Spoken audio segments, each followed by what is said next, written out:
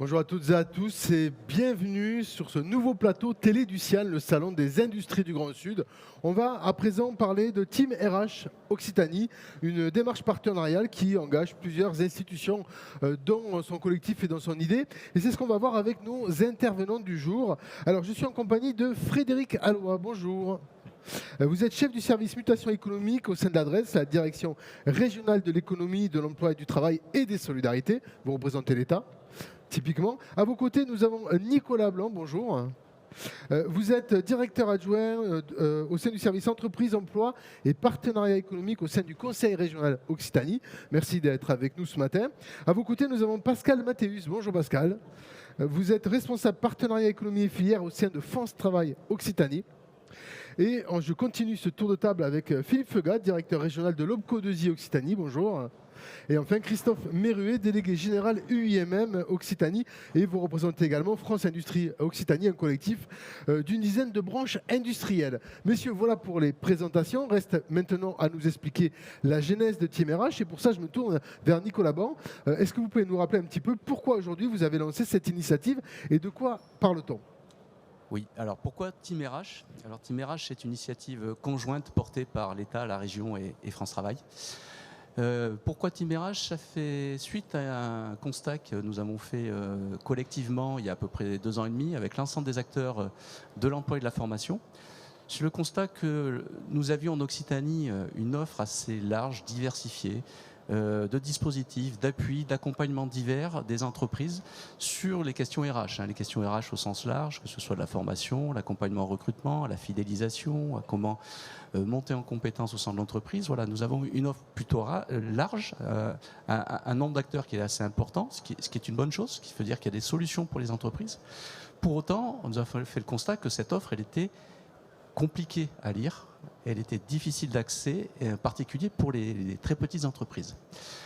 Donc nous avons travaillé dans un premier temps avec un cabinet pour déjà faire une cartographie de l'existence. Effectivement, nous avons fait une cartographie assez large et nous avons vu l'importance des dispositifs. Et nous avons travaillé avec des entreprises, avec un panel de plusieurs milliers d'entreprises que nous avons interrogées sur quelles étaient leurs attentes en termes d'accompagnement sur des sujets RH. Nous avons travaillé de façon plus resserrée avec un groupe d'entreprises. Et au final, ce qui est ressorti, ce qui nous ont fait remonter, c'est que ce n'était pas tant une cartographie dont ils avaient besoin, mais ils avaient besoin d'un réseau. Ils avaient besoin, en fait, ce qu'on appelait nous le guichet unique, le réseau unique, à guichet multiple. C'est-à-dire, quel que soit l'interlocuteur qu'ils aient en face d'eux, que ce soit la CCI, que ce soit l'OBCO, que ce soit la région, que ce soit l'État, que ce soit France Travail, ils avaient besoin que cet interlocuteur puisse leur répondre sur l'ensemble des dispositifs existants. Donc ça nous a amené à constituer ce réseau, cette démarche Team RH, à mettre en réseau tous ces acteurs. Donc c'est 25 acteurs aujourd'hui que nous avons réussi à fédérer sur cette démarche. 25 acteurs qui sont amenés donc à connaître les dispositifs les uns des autres, avec différents outils à leur disposition, on développera par la suite, de façon à ce que l'entreprise n'ait pas à taper à autant de portes quand elle souhaite un accompagnement, mais à taper à une seule porte. Et après, c'est les acteurs du réseau qui se mettent en mouvement, qui se concertent entre eux, qui travaillent pour construire une réponse, soit à partir d'un dispositif, soit en combinant plusieurs dispositifs, plusieurs types d'accompagnement. Très bien. Frédéric Alloy, Nicolas vient d'expliquer que c'était un réseau multiple un réseau unique à entrée multiple, ce qui est un peu l'inverse du guichet unique. Comment est-ce que justement l'État, l'adresse, s'empare de cette problématique-là ? Alors, Team RH Occitanie, c'est quoi ? Donc c'est un réseau de 25 partenaires.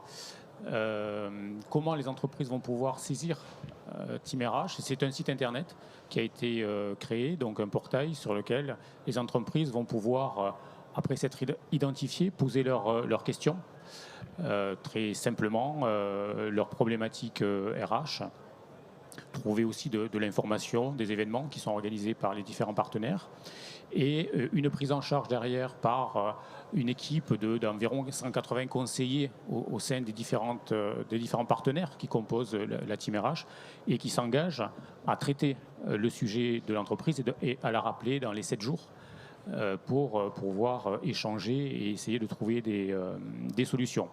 C'est, je le disais, environ 180 conseillers. L'entreprise peut aussi s'adresser directement à son conseiller habituel au sein de France Travail, au sein de la région, de l'État ou des OPCO par exemple, qui ensuite vont relayer au sein de ce partenariat la question, le sujet RH de l'entreprise et renvoyer vers le bon interlocuteur. Et c'est enfin des équipes de proximité qui vont être déployées sur toute la région, sur tous les territoires de la région, et qui seront chargées d'aller au-devant des entreprises, soit suite à des sollicitations, soit suite aussi à des actions qui seront initiées par l'un ou l'autre des partenaires. Donc voilà, comment l'entreprise va pouvoir poser ces questions et être accompagnée par ces équipes de partenaires. Très bien. Alors, parmi les partenaires dans le dispositif, il y a France Travail Occitanie. Justement, Pascal Mathéus, comment est-ce que vous travaillez sur le réseau aujourd'hui et quelle va être la plus-value de France Travail?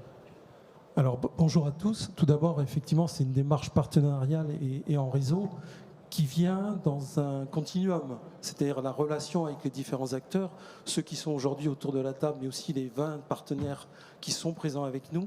C'est une logique de ce partenariat. L'enjeu, il est à la fois un sujet de symbiose et de synergie, parce qu'on a, et vous l'avez évoqué, des offres de services très riches, des partenaires qui ont une habitude de travail commun, mais parfois plutôt en bilatéral, trilatéral. Et là, l'enjeu, c'est de partager à la fois du côté des partenaires, mais surtout, ça a été évoqué tout à l'heure par Christophe, c'est le sujet des TPE-PME. Le sujet des TPE-PME, c'est une question de temps, de clarté et de simplification. Donc la démarche de France Travail, elle est dans un continuum aussi, c'est-à-dire notre offre des services, elle accompagne un sujet d'accélérer les recrutements et le placement des demandeurs d'emploi. Mais l'enjeu pour les TPE, c'est pas simplement un seul acteur. C'est la richesse des services qui sont proposés et de pouvoir collectivement identifier le bon service adapté, qu'il soit dans l'une des institutions ou pas. Et l'enjeu, il est là. Donc pour nous, France Travail, c'est une continuité, mais c'est surtout un renforcement du travail collectif. Et un point qui a été évoqué tout à l'heure important, l'entreprise, elle n'a pas besoin de connaître tous les dispositifs, elle a besoin d'être entendue pour repérer les dispositifs pertinents. Alors le sujet du recrutement, il est au cœur souvent des demandes, mais pour avoir un recrutement réussi, il y a tout un travail parfois de diagnostic, d'accompagnement RH, et qui se trouve chez l'un des partenaires. Donc l'enjeu, il est là. D'accord. Un point quand même qu'il ne faut pas perdre de vue, c'est 260 000 projets d'embauche en Occitanie aujourd'hui. Derrière, c'est un nombre de TPE. Et une TPE, elle a parfois un besoin unique, à un moment. Il faut être capable d'y répondre et de clarifier l'offre de service. Voilà l'idée derrière du concept. Synergie, symbiose, connaissance des services et capacité de les faire connaître. Puis le dernier point, il a pas été souligné pour l'instant, mais je pense qu'on va y revenir, c'est que derrière ce dispositif, cet accompagnement collectif, il y a des compétences dans chacun des réseaux, et c'est ça qu'on va chercher ensuite pour répondre territoire par territoire aux besoins des entreprises. Très bien, merci pour cette synthèse. Christophe Méruet, vous représentez évidemment la voix des entreprises, avec 850 adhérents au sein de l'UIMM et puis 10 branches industrielles différentes au sein de France Industrie Occitanie. On voit aujourd'hui que les partenaires se sont vraiment mis en ordre de marche dans le cadre de cette Team RH Occitanie. Quel type d'actions concrètes sont organisées ou est-ce que vous pouvez en attendre ? Alors, déjà, peut-être, je vais citer un chiffre UIMM qui, à mon avis, est valable pour l'ensemble des 10 branches. 80% de nos adhérents ont moins de 50 salariés. Donc, on est vraiment sur des entreprises de petite taille. Et comme le disait Pascal, les besoins, ils sont extrêmement diffus et ils sont à un moment T. C'est-à-dire que quand vous êtes en rang 4 ou 5 d'une chaîne de valeur, eh ben, vous allez avoir un besoin immédiat. Vous n'aurez pas forcément le temps de faire de la GPEC au sens où on l'entend dans des boîtes un peu plus grandes. Donc, on essaye d'être là, tous ensemble, pour se parler, pour avoir immédiatement ou le plus rapidement possible une réponse objective. Après, la deuxième chose qui pour moi est importante, c'est qu'on travaille ensemble depuis très longtemps et on travaille notamment, on fait les 4 ans aujourd'hui du dispositif Passerelle Industrie où on a mis ensemble de nos valeurs et nos capacités pour permettre, et ça c'est vraiment un point important pour moi, aux salariés de l'industrie de rester dans l'industrie. C'est-à-dire qu'on se rend compte que quand une entreprise ferme ou quand une entreprise a des problèmes et est obligée de licencier, souvent les salariés de l'industrie quittent le secteur de l'industrie et ça ne fait que renforcer nos difficultés à recruter. Donc toutes nos actions, et celle-là en fait partie, sont dans cette logique-là de dire je suis en capacité, ou en tout cas j'essaye de l'être, à offrir à un salarié qui serait dans l'obligation de quitter son emploi, d'en trouver un sur son bassin d'emploi, c'est vraiment une notion importante, dans un secteur industriel. Alors il va venir de la métallurgie pour aller dans la chimie ou dans d'autres secteurs d'activité, ce n'est pas le problème. Le problème, c'est d'avoir suffisamment de personnes pour pouvoir continuer à offrir et à produire, puisqu'on est, même si la situation économique est très contrastée, on est dans une logique où on a toujours et de plus en plus besoin de main-d'œuvre pour répondre aux défis, notamment de la décarbonation. Pascal Mathéus parlait de 260 000 projets d'embauche, c'est considérable aujourd'hui. Est-ce que c'est plus que d'habitude ou est-ce que c'est vraiment le rythme habituel de l'industrie aujourd'hui en Occitanie ? Alors, je n'aurai pas les chiffres globaux. Ce que j'ai envie de dire de manière générale sur l'industrie, c'est qu'on est en croissance sur les besoins, même si la situation économique est contrastée. Tous les changements liés à la décarbonation, tous les départs, la fin des départs des baby-boomers, etc., font qu'on a besoin de mains et on a besoin de gens qualifiés dans des métiers où la qualification s'acquiert sur du long terme. Donc on a vraiment besoin d'agir le plus tôt possible pour faire en sorte que l'entreprise ait la capacité à intégrer des gens. Quand on est là encore sur une TPE, PME, accompagner quelqu'un alors qu'on est 5 salariés, ça demande beaucoup plus d'efforts que quand on est dans un grand groupe. Et plus d'investissement. Pascal Mathéus, pour compléter ? Juste pour compléter, effectivement, les 260 000 projets d'embauche, c'est sur l'ensemble des filières d'Occitanie. Mais ce que l'on voit, c'est la dynamique industrielle qui reste sur les besoins du secteur industriel et qui porte quand même, malgré des incertitudes économiques, la dynamique des territoires. Alors, on l'a vu, donc il y a des passerelles possibles, mais encore faut-il faire des montées en compétences. C'est un peu le rôle de l'OPCO2I, Philippe Feugat. Je rappelle que vous êtes un opérateur de compétences inter-industrielles qui regroupe 29 branches industrielles avec 7000 entreprises pour 180 000 salariés. Et évidemment, vous êtes partie prenante sur cette fameuse Team RH. Tout à fait. C'est vrai que quand on nous a fait la proposition de signer cette charte, on s'est vite rendu compte qu'on partageait les mêmes objectifs. Déjà d'améliorer le service aux entreprises, c'est quand même la clé et l'objectif premier, en offrant en mettant en visibilité l'ensemble de l'offre de manière partenariale. Donc ça, c'est des valeurs qu'on essaie de défendre depuis un moment, ça a déjà été dit. En Occitanie, on essaie de travailler de manière partenariale.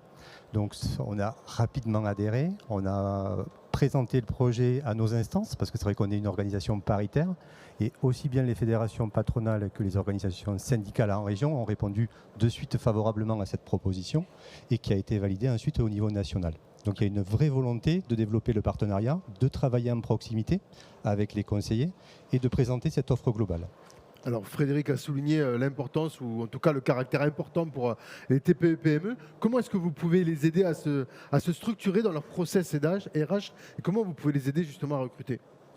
Alors nous, déjà, comme d'autres partenaires de la Team RH, on peut proposer des diagnostics RH, des accompagnements RH. Et c'est là justement qu'on mobilise aussi les financements qu'on peut avoir, qu'on a négociés notamment avec la DRETS. Donc c'est une première analyse pour que l'entreprise puisse se structurer. Puis elle peut également, avec ces accompagnements-là, mettre en place des process de recrutement. Peut-être travailler aussi sur la fidélisation. On ne l'a pas dit, mais on parle beaucoup de problématiques de recrutement, mais on a aussi de grosses problématiques de fidélisation. Les gens rentrent, partent vite. Les générations d'aujourd'hui ne fonctionnent plus trop comme les générations d'avant. Donc on accompagne à ce niveau-là. Et puis après, bien sûr, au niveau de la mission des OPCO, c'est travailler sur le développement des compétences, travailler aussi sur le recrutement.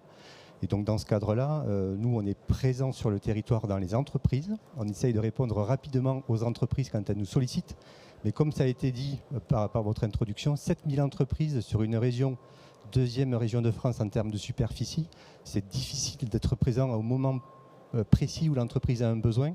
Donc c'est là où la mutualisation des différents conseillers peuvent permettre d'avoir un contact sur un territoire qu'on n'a pas visité, qui est une entreprise qui ne connaît pas. Et donc à ce moment-là, ça permet de faire un lien et d'apporter une réponse rapide à une entreprise qui se serait peut-être retrouvée sans solution.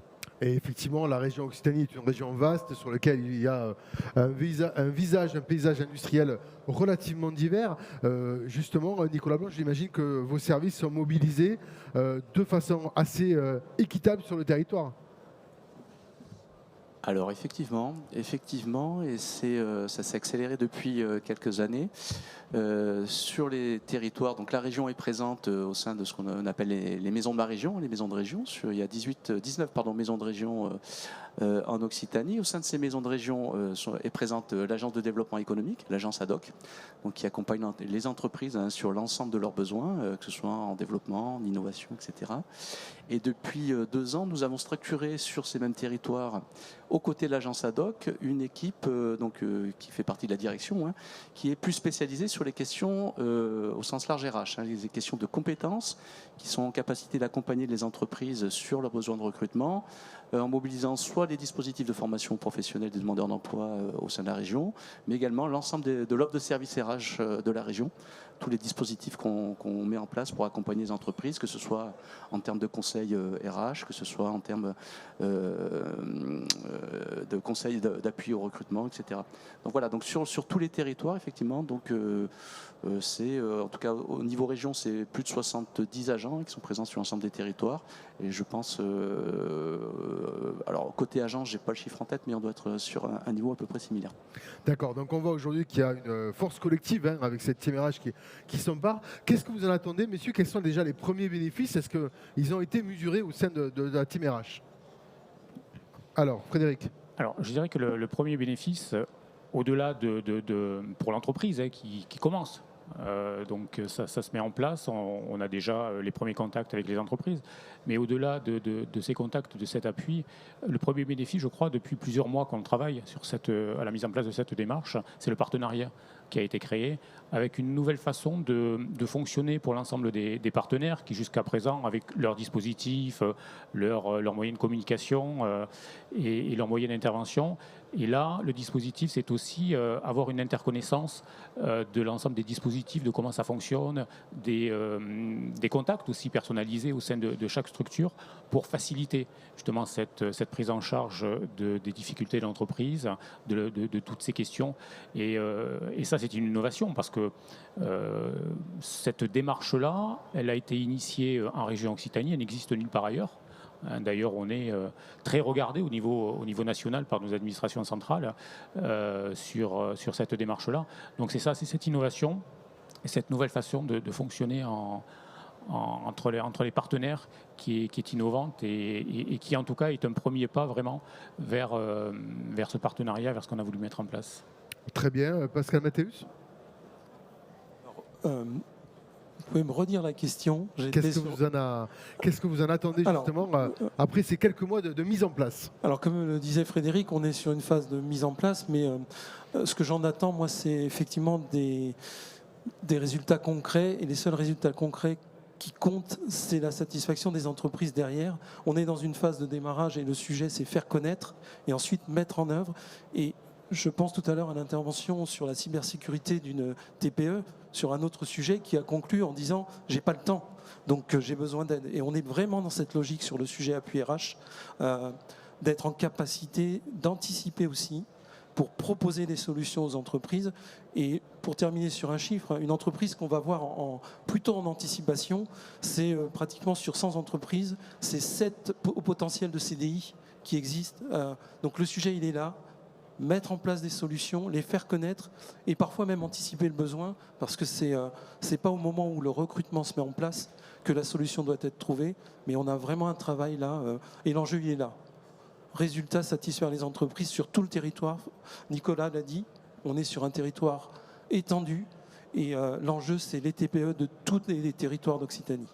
Alors Philippe, justement, parmi les outils à disposition de Team RH, il y a aussi votre observatoire, je crois, notamment sur l'attractivité des métiers. Alors au niveau de l'OPCO2I, en effet, on a un observatoire interindustriel qui déploie des analyses et des études, plutôt des études et des enquêtes qui vont concerner différents sujets. On a eu récemment une étude sur l'alternance et les progressions depuis les 3 dernières années. Également une étude importante sur la transition écologique et l'impact pour les entreprises.